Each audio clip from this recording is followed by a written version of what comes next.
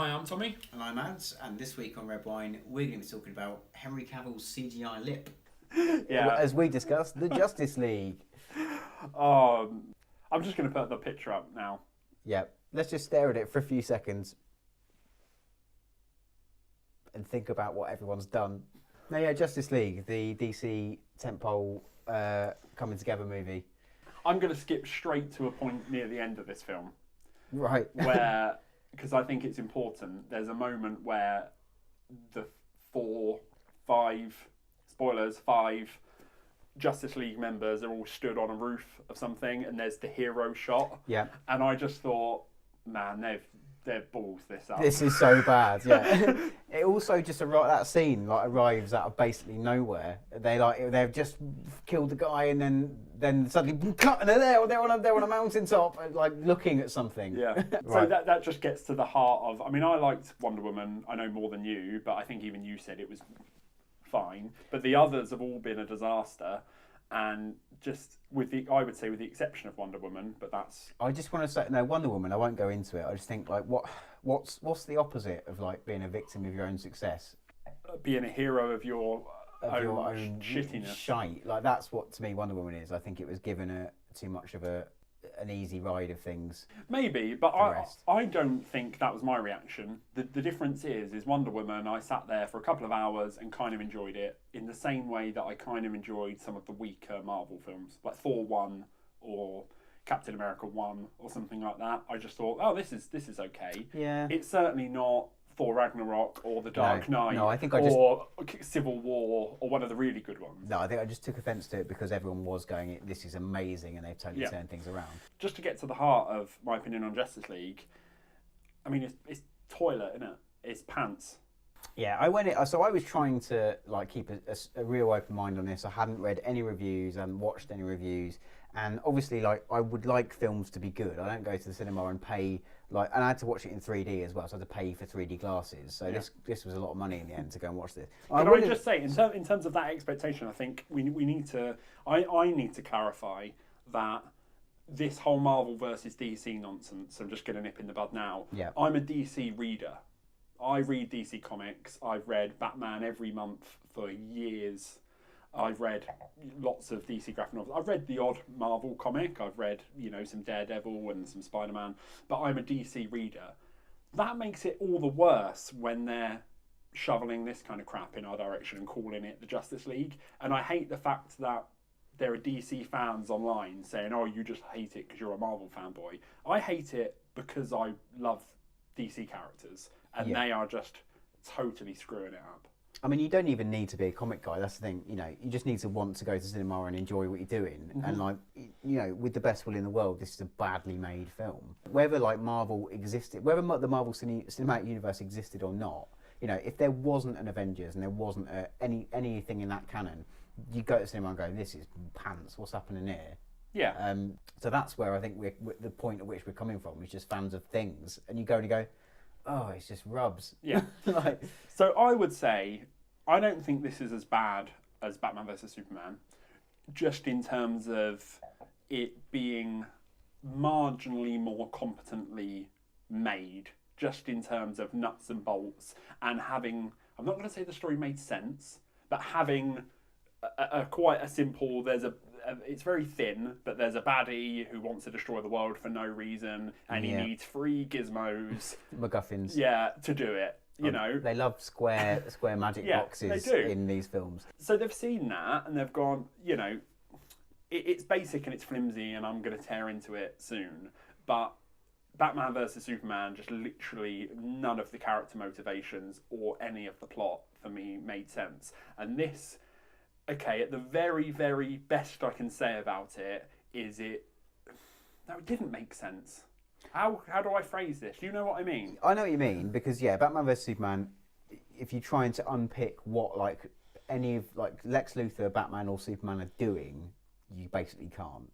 Because it's been hammered together by a really bad AI almost as a screenplay. Yeah. There's a moment in the Justice League where they resurrect Superman, and Superman's really pissed off at Batman because Batman tried to kill him, and I think he quotes one of his lines back at him from Batman vs Superman. And I totally forgot that Batman tried to kill him.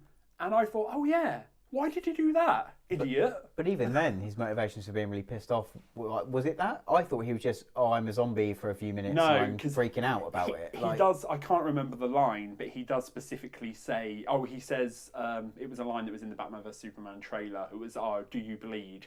Which is what Batman says to Superman before he tries to kill him. So it was like I remember you. You tried to kill me, and I thought, oh yeah, he tried to kill him. What? And then he didn't. And why did he want to kill him? And why didn't he want to kill him? Yeah, I mean, winding back just to delve into the plot. I mean, you say this one, it made sense, and or does it make? I think it does make sense, but it's quite hard to fuck up because it's so simple. And the reason it is so simple is because bad guy appears out of nowhere for some reason, wants 3 magic boxes that are for some reason buried in 3 places that we already know about or are in the canonical universe, gets them together, crazy stuff happens, end of days, good guys kill him. That is it, right? And the reason it is that simple is because they haven't taken the time to do individual films for more than half of the people in the team. They need to squeeze about an hour's worth of backstory into a 2-hour film. What the opening scene of this film really reminded me of was the opening scene of Star Wars Episode 3, Revenge of the Sith, where they did this little Batman scene of him, trying to get a mugger, or, there was a guy committing a burglary and Batman swoops in, and they're trying to rewrite that character because of how much they screwed it up last time. So Revenge of the Sith has this little scene with Obi-Wan and Anakin that desperately wants to go, they are mates. Oh, have a little banter. Because they weren't friends. And the whole thing is those first 2 films should have set them up as friends. So this film was very quickly at the beginning going, yeah, it's Batman, the Batman that isn't a total idiot, psychopath, weirdo. He's a weirdo. He's not a total psychopath idiot. Thug. Thug. I mean, the Batman in Batman vs Superman is a stupid thug. The Batman in Justice League is a bored dad. But I mean, they do that twice because they have that scene at the start with him fighting like crime. Yeah. But even before that, in the pre credits, the very first thing is like a Spider-Man Homecoming bit. Is kids filming like Superman on their smartphones, and they're trying to like retcon the fact that he's not a miserable, moody bastard by going, oh look, he's smiling. But that's ruined because he's like got a CGI smile. That is. I know the CGI smile is bad. That bit totally freaks me out. I mean, you probably know this, but like it's because he had a mustache and they had to CGI out rather than the obvious thing, which is to not do that in any way, shape or form.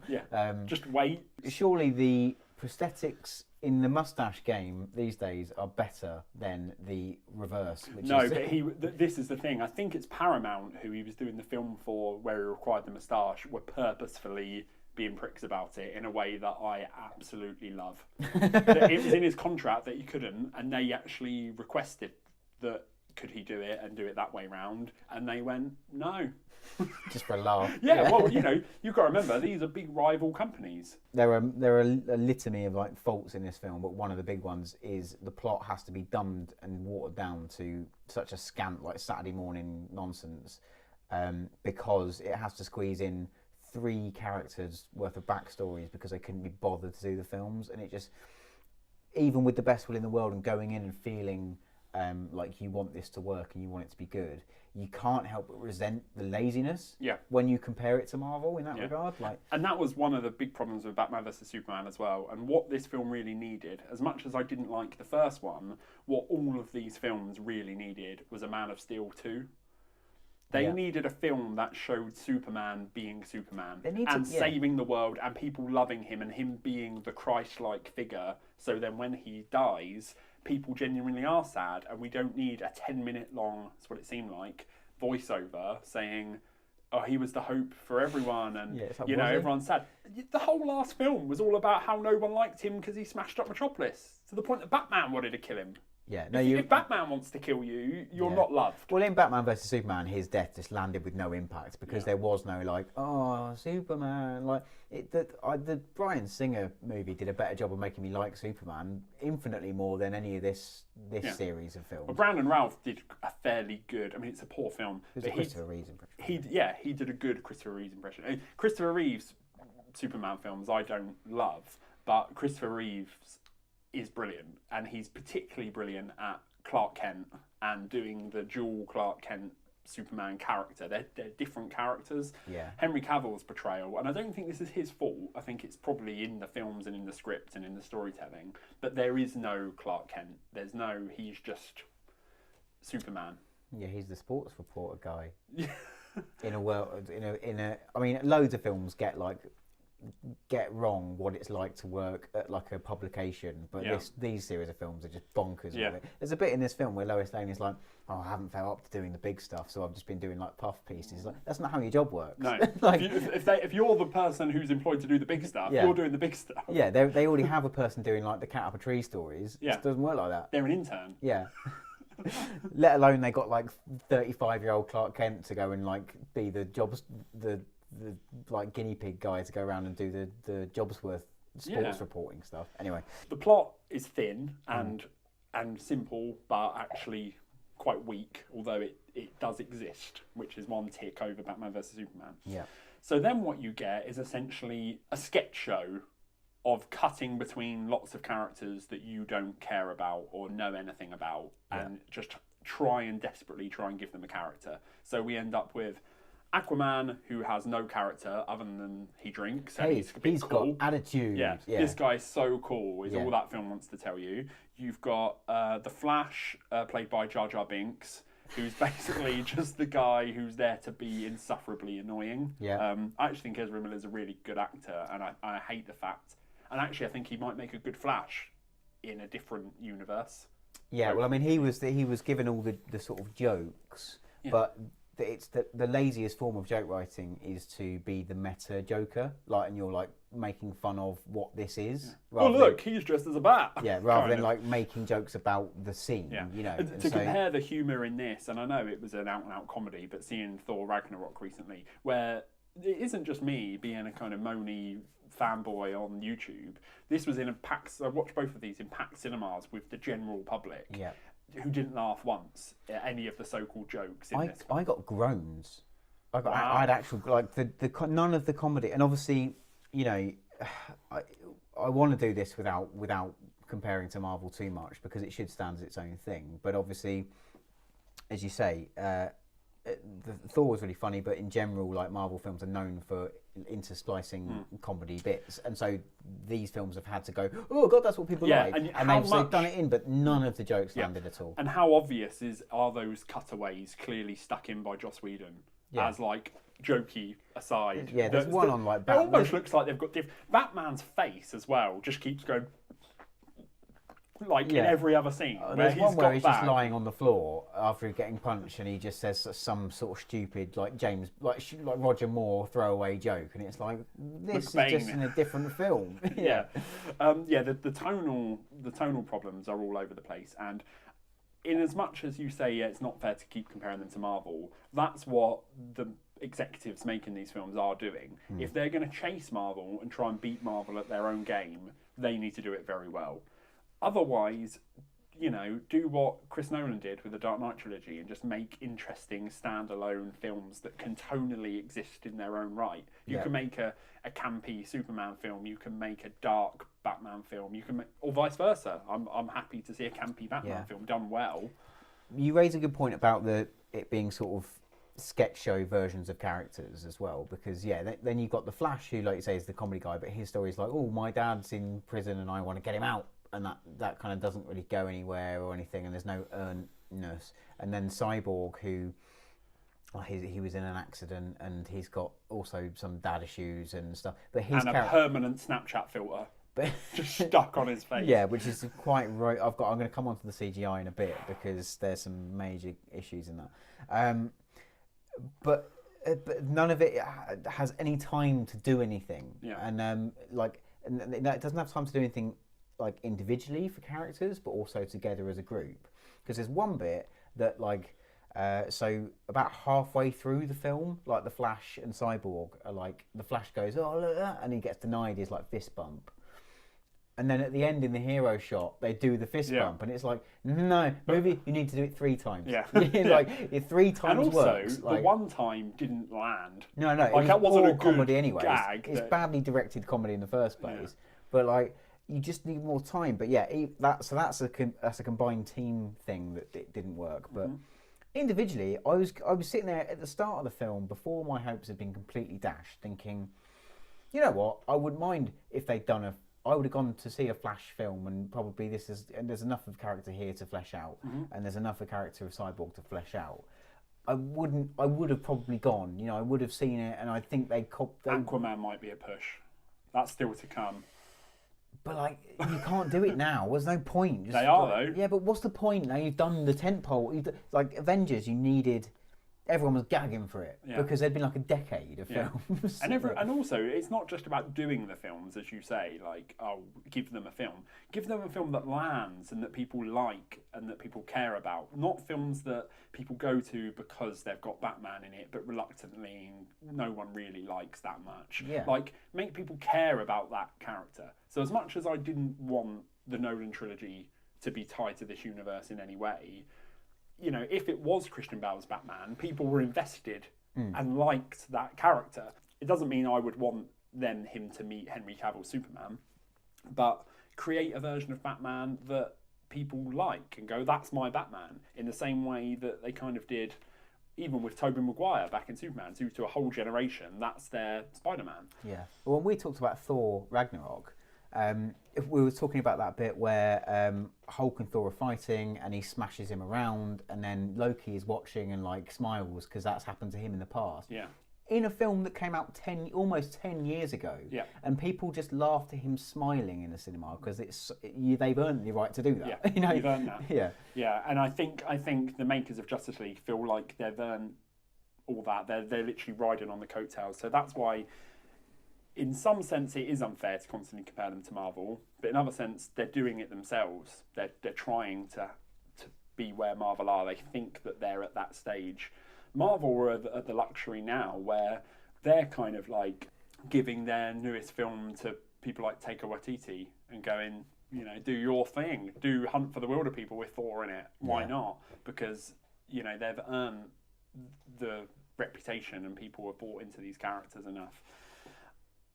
I mean, should we, in honour of the way that this film is structured, maybe it would be worth like literally just ticking boxes and going through a couple of the members of the Justice League? Because I think that's how the film works. I think if you try and talk about it as a whole, it's quite tricky because it doesn't really hang together. But if we zoom in on each of those characters... Yeah, sure, go for it.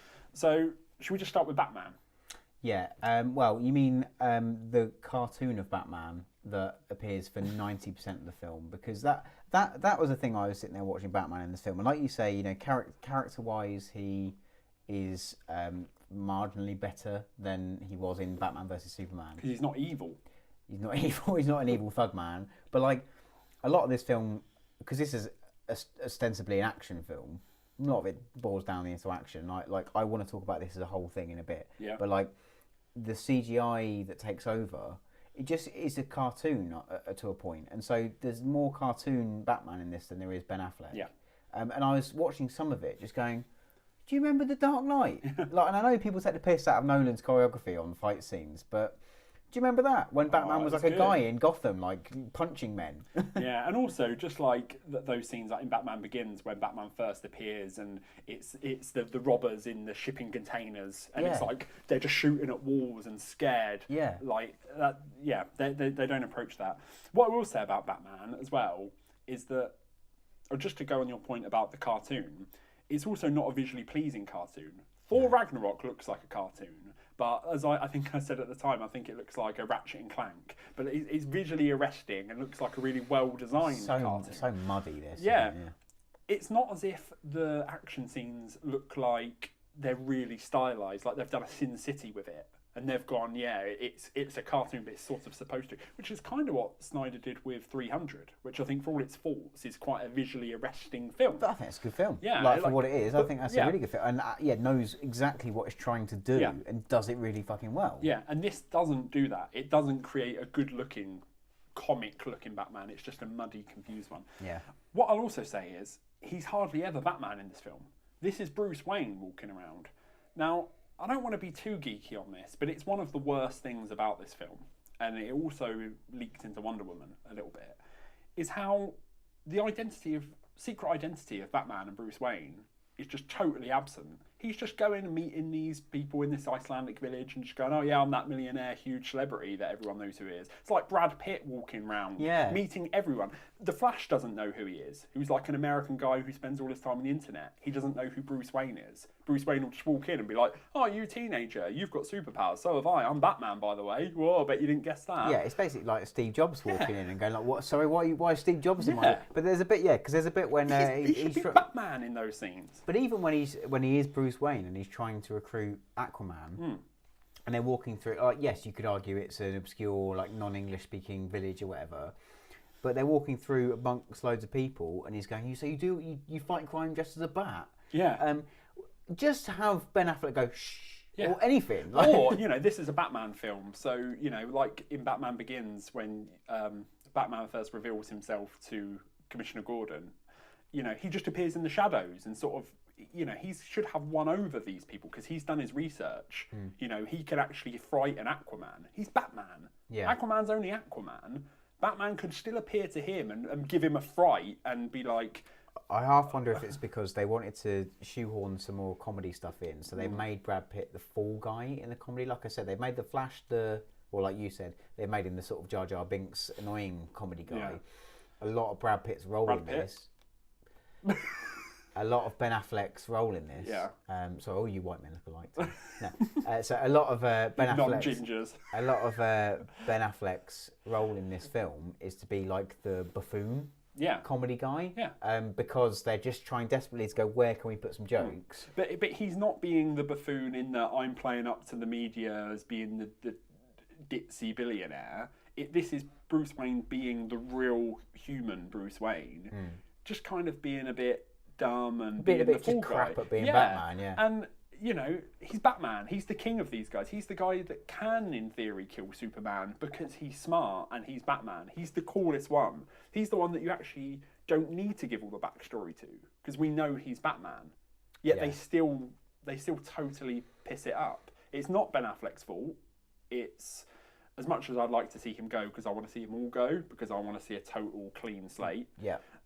It's not Ben Affleck's fault. It's the script, it's the storytelling, it's Zack Snyder's, it's Warner's, it's, Joss Whedon's got his name in there now, so it's Joss Whedon as well. But as far as I'm concerned, they're all culpable.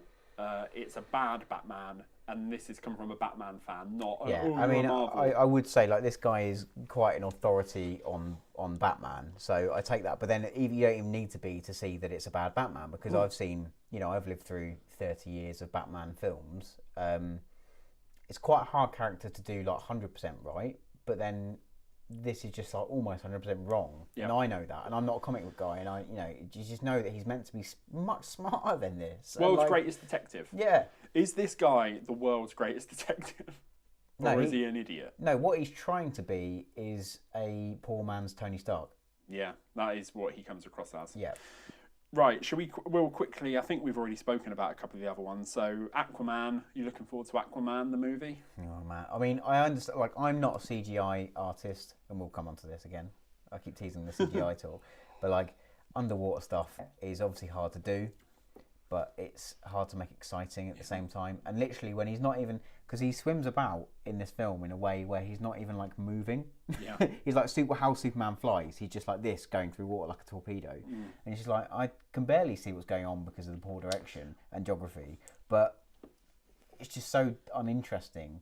And they've introduced something which, by rights, should be pretty fucking interesting. They've introduced Atlantis as a thing that exists. Just throw that away. Or just go, Atlantis is a real thing, by the way, but who cares about that? Yeah, and they've got some rivalry with the Amazonians. Yeah, and it's all just throwaway lines. There was a bit where I thought like he's some sort of mad. Only there's no one like him, and then he goes to like Atlantis, and there are other people, and he has a brief chat with someone, and I don't know who she is. So it's exactly the same setup as Wonder Woman. There's just loads of them.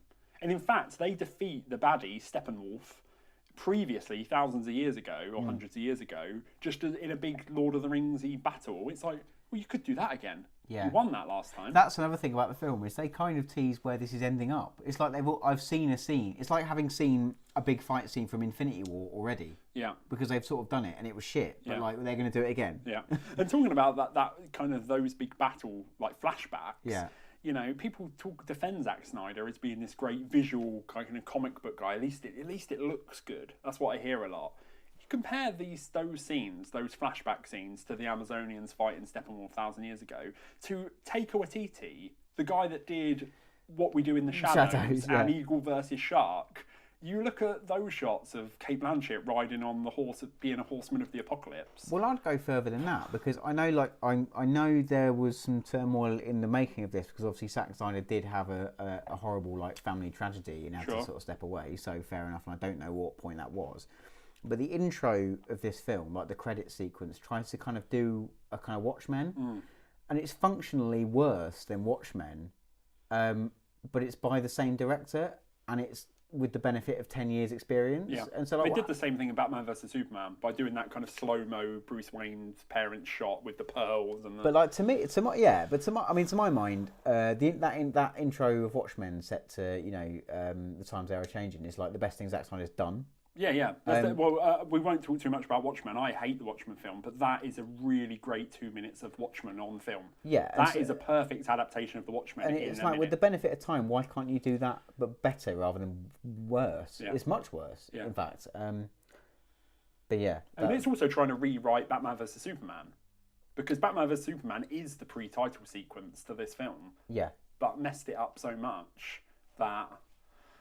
they had to have a little montage at the beginning. No, but you're right. But you're right in saying that. Those flashback war things, which are what we've got to look forward to in this franchise, were awful. Yeah. And disinteresting to watch. It's not even like the action was well directed. It was quite poorly edited and put together. Yeah. So in terms of going through the characters, I think we're probably taking a bit too long down. Because, No. It's not your fault, but this is how the film feels.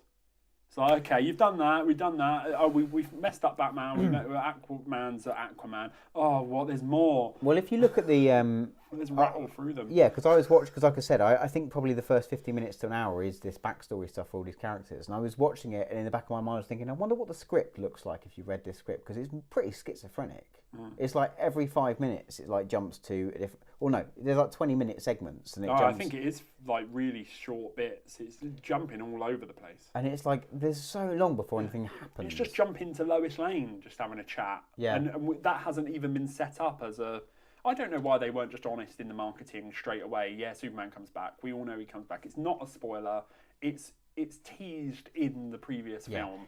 And I mean, if you put him on the poster, you can only get away with it because we live in a world where shared universes are a thing and people know what to expect. But if you were if no films prior to this come out in this series and you're a script reader and you read 100 pages, and it's just introducing character after character after character and nothing's happening. It's this is just nonsense. And then an old plot.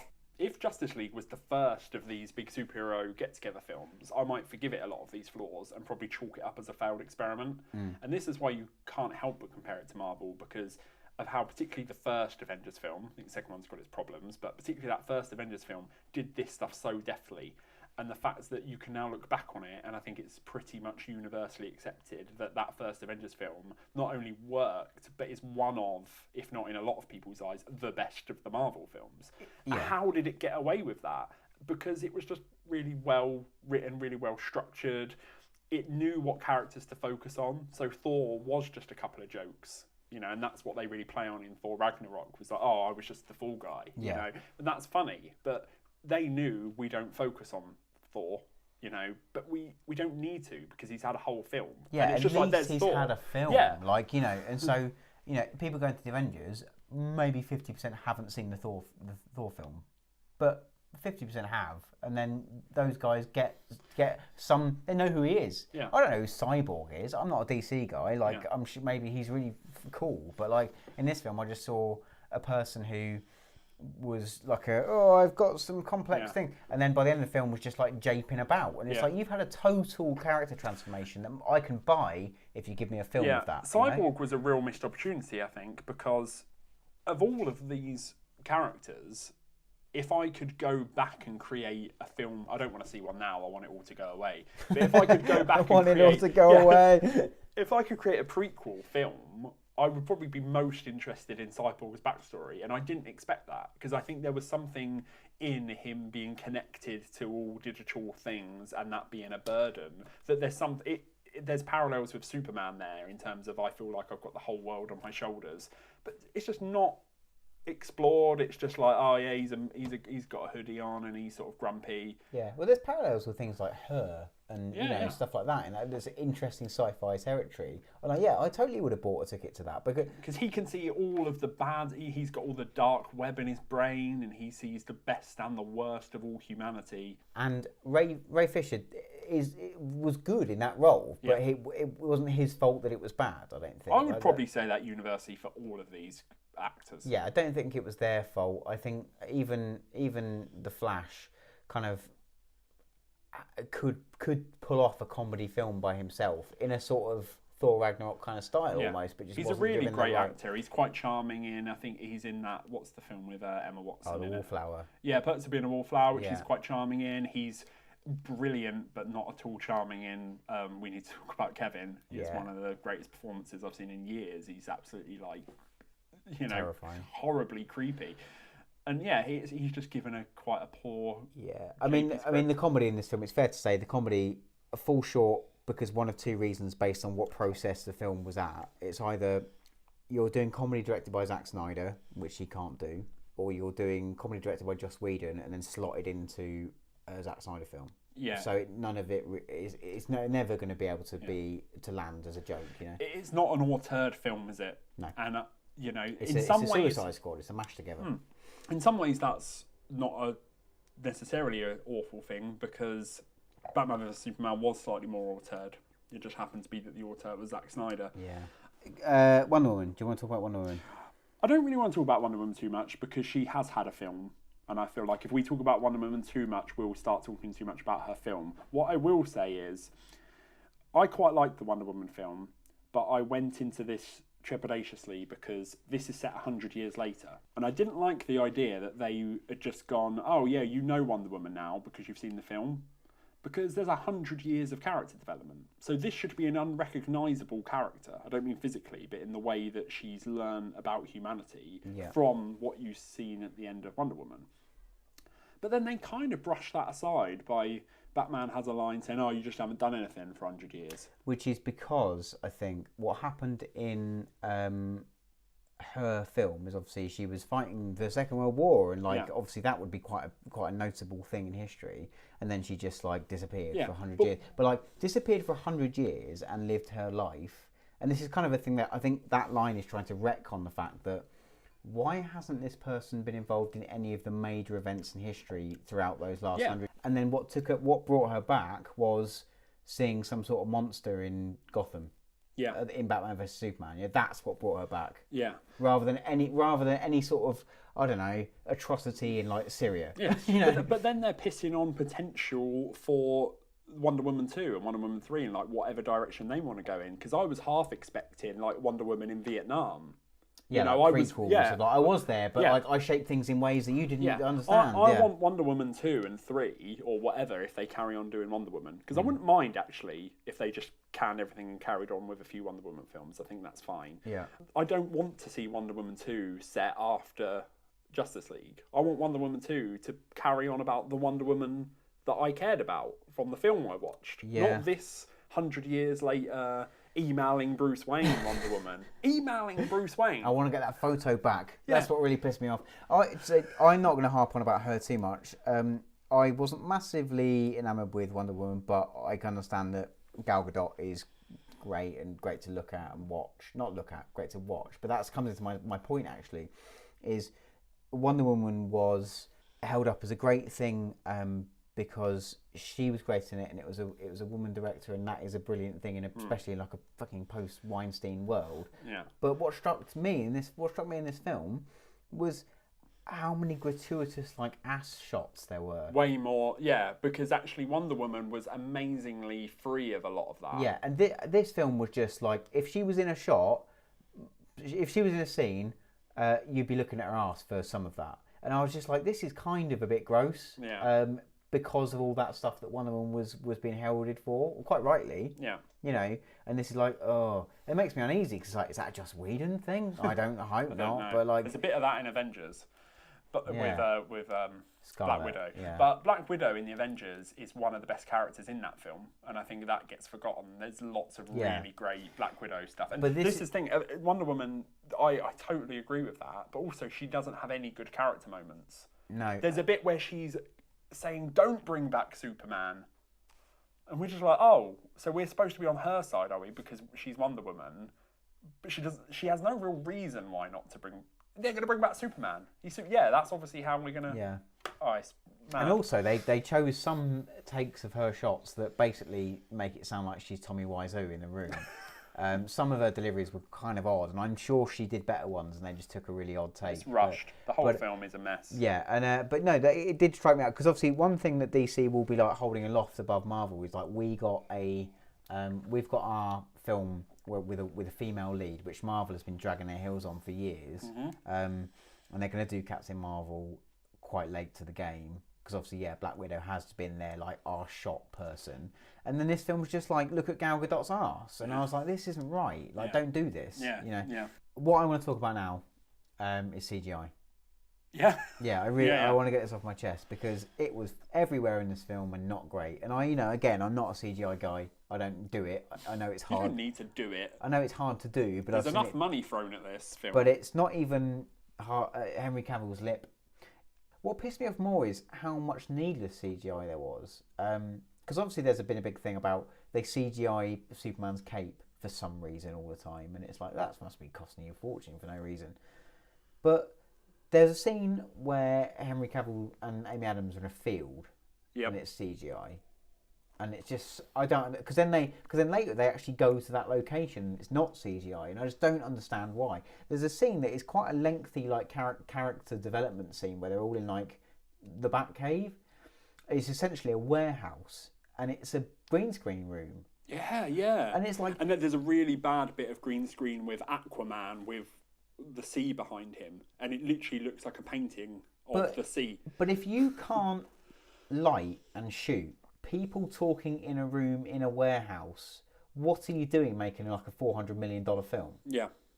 Like, that's the thing with Nolan. He shoots Memento with like no money, and then you go give him Batman.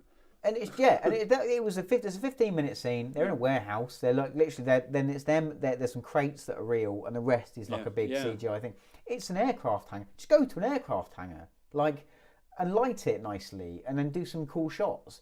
You're hamstrung almost by the fact that it's CGI because you have to like keep a far distance frame and you're doing silly camera angles rather than doing interesting camera angles, and then all of your like just very simple reverse shot stuff is distracting because you go, that's not real. I can see that's not real behind him. There was one scene, I think it was Steppenwolf. Maybe one of the flashback scenes. I can't remember what it was, but it really reminded me of the Ray Winston Beowulf CGI film. Yeah. Where I'll get you a monster. That one, which was they CGI'd Ray Winston to like have a six-pack and stuff, and it looked like that. And that was 15 years ago. That was like one of the first all CG, like but with real photorealistic people. And obviously it doesn't look great now. But this looked like that now in 2017. Yeah, and then that's what you've got for at least 15 minutes at the end of the film. Maybe 20 minutes is the climactic action scene in what is like a visually like such an unappealing red backdrop. Why does every DC film end in the last level of doom? Yeah, it's so unappealing to look at and has no stakes. They literally, maybe it's a fallout from the, so many people killed in the Superman fights. They did it in basically Chernobyl. Yeah. But like, it's just so unappealing to look at this sea of red and nothing is like of any there's no stakes to But it. then why not fix that problem? I mean, don't make that problem in the first place in Man of Steel, but why not have this big fight happening in the middle of New York, which is kind of what you want to see, or in the middle of Metropolis. Yeah. But with like while the fighting's going on, Superman is just flying around catching people and holding up buildings. Yeah. That's what Superman's role is. He's not the guy punching people through walls. They're all doing the big fight. Batman's doing whatever he's doing. And then Superman is just the good guy who's going, you hold this up. I've got carrying children out of burning buildings. That's what you want to see from Superman. So why not? They could have almost even made a gag of the mistake they made in Man of Steel by just having Superman be the guy that's making sure everything doesn't all get smashed up while this fight. And then it would have at least been visually interesting. Yeah. Rather than just in a desert. Well, instead they have him and the Flash like disappear for a few minutes for a joke. What is essentially like a little joke about them racing each other, and then they come back, and it's so crazy. Yeah. It doesn't make sense. And also they've had 3 Avengers films now to crib from when it comes to like how the teamwork stuff is cool to look at. When I bounce off your shield, and it doesn't work as well. Because I don't know what the rules are for any of these characters. Yeah, well, this is the thing. So I nearly forgot that, so I'm just going to quickly mention that. Green Lantern is obviously, there's a lot of nods to Green Lantern in that prequel scene where you actually see Green Lanterns as a part of this battle. And the Green Lanterns are so fundamental to the DC universe and so important. I would say probably, this might be controversial, but there's Batman, there's Superman, there's Wonder Woman, and then probably Green Lantern, maybe Flash as well, because there's Flashpoint, and that they use Flash a lot to reboot the universe because of the time travel stuff. Yeah. But in terms of the universal importance of these characters, Green Lantern's probably second only to Superman. Obviously, they totally messed up the Green Lantern film, but take your time and try that again, because don't attempt this if you can't get Green Lantern right. Yeah. And go, it's almost like an insult to be like, there's some Green Lanterns for the fans.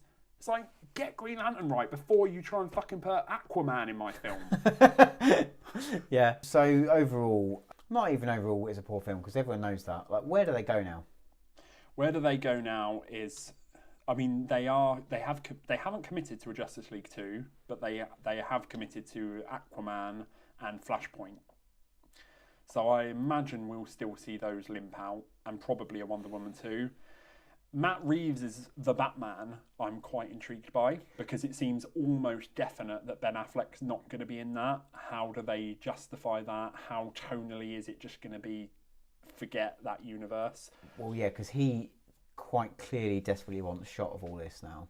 Ben Affleck, yeah. I mean. And I think Matt Reeves does, and is... I think that's probably why they split a bit, because I think Matt Reeves just gone, I'll do a Batman film, but I want to do what I want to do. And that remains to be seen what that's going to look like. I mean, I would have been interested to see a Ben Affleck directed Batman film that was on the cards for a while, just to see what he did with it, but not if it's this version, because, Live by Night came out, and I haven't seen it, but didn't get great reviews, and I think he has come out saying I shouldn't act and direct at the same time. Yeah. So fair enough. But then he does that in Argo perfectly entertainingly. Yeah, and maybe an Argo style Batman film would have been great. Yeah. Whatever happens in the future of the DC universe, I hope they do something, and we're going to do a whole episode on cinematic universes and shared universes. But what I hope is that they just concentrate on making the film they're making. Sure, have a shared universe if you can and you earn it and it occurs kind of naturally. Well, I mean, if they keep on with this, it will just forever be like the Digimon to Marvel's Pokemon. Yeah. And what I hope is that whatever DC do in the future, they won't have the major turning point of the film be that they've left the most powerful thing in the universe in a car park. Oh, yeah. Oh, he's got it. Yeah.